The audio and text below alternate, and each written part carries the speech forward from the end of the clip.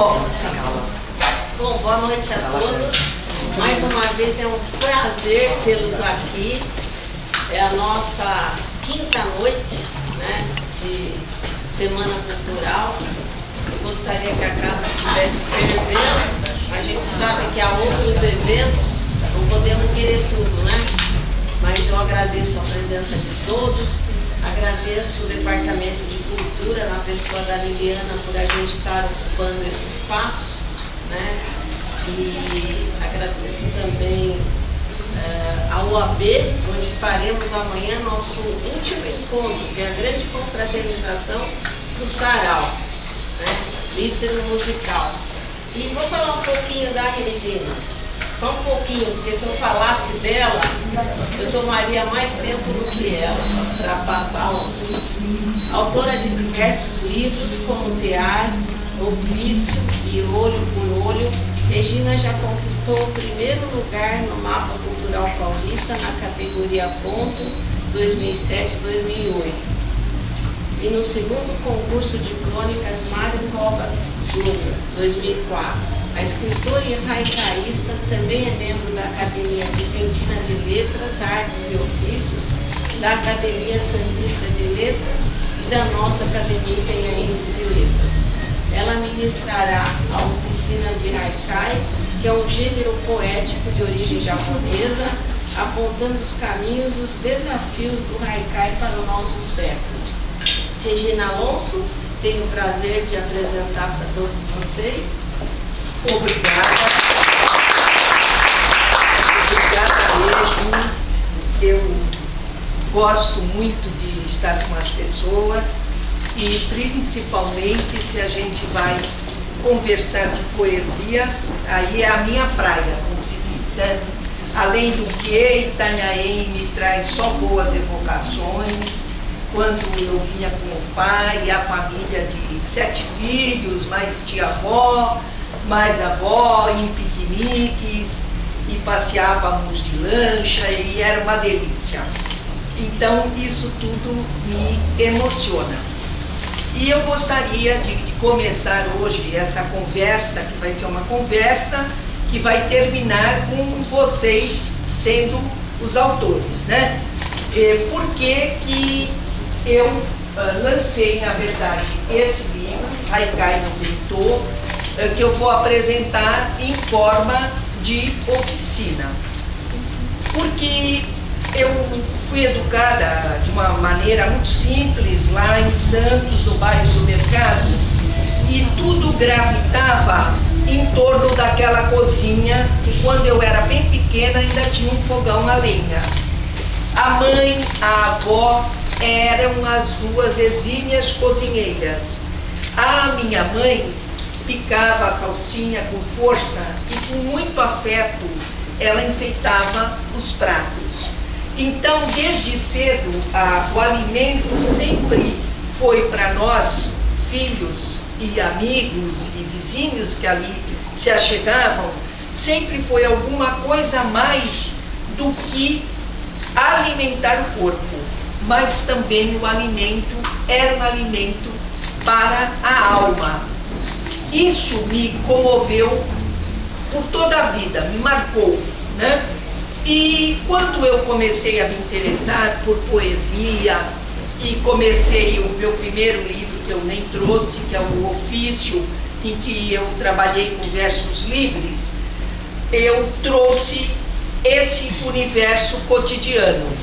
De início até eu tinha medo de trabalhar com o cotidiano, achando que talvez, oh meu Deus, será que isso não é muito pobre a gente trabalhar com o cotidiano?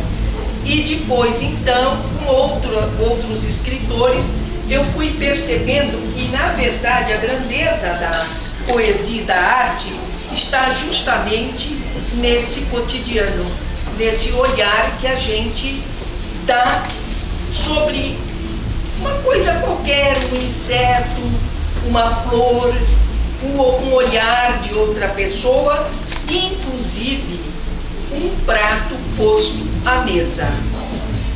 Não é fácil servir à mesa e saciar a fome do homem, seja ela física ou seja ela espiritual.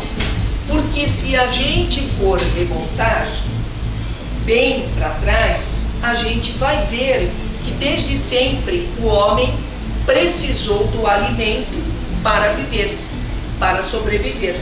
Ninguém vive sem o alimento.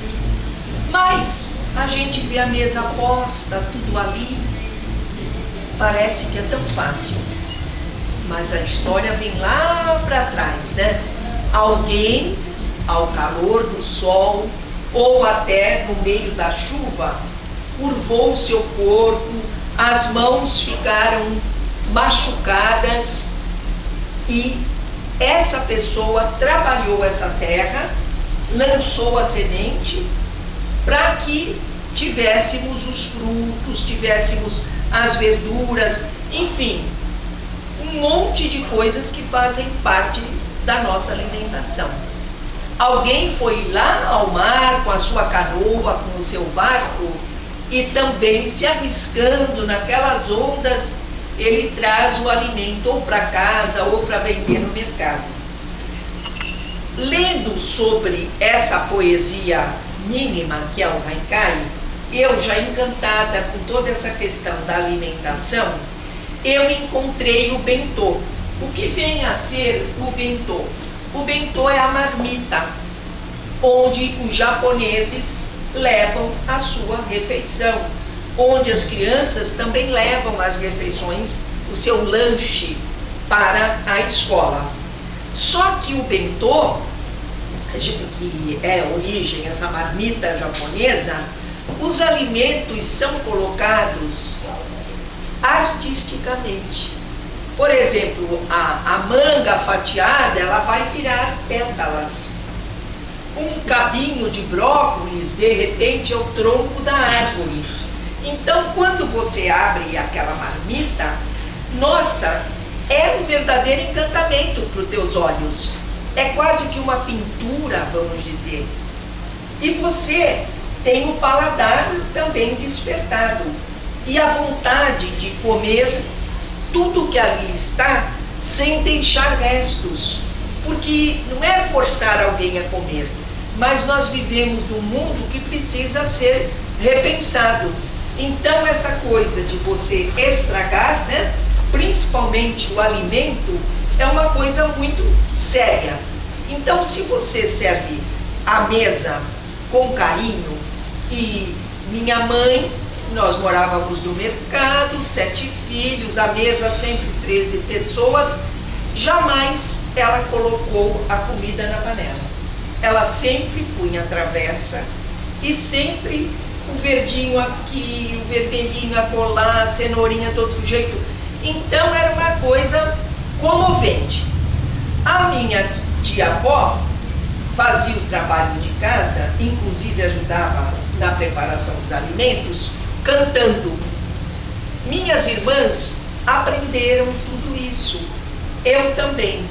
E hoje, em casa, embora a filha não cozinhe, nem o marido, eles valorizam a pessoa que faz isso, que é a Bia, que faz também, cantando, sorrindo e com muita vontade de apresentar a mesa, de servir, de doar. Então, esse motivo é que me levou a atravessar o olhar por essa janela do Oriente, onde a estética e a beleza estão não só na pintura, na arte em si, por exemplo, no teatro, ou então numa poesia maior. Eu percebo que a poesia se encontra, inclusive, no ato de se alimentar, na alimentação.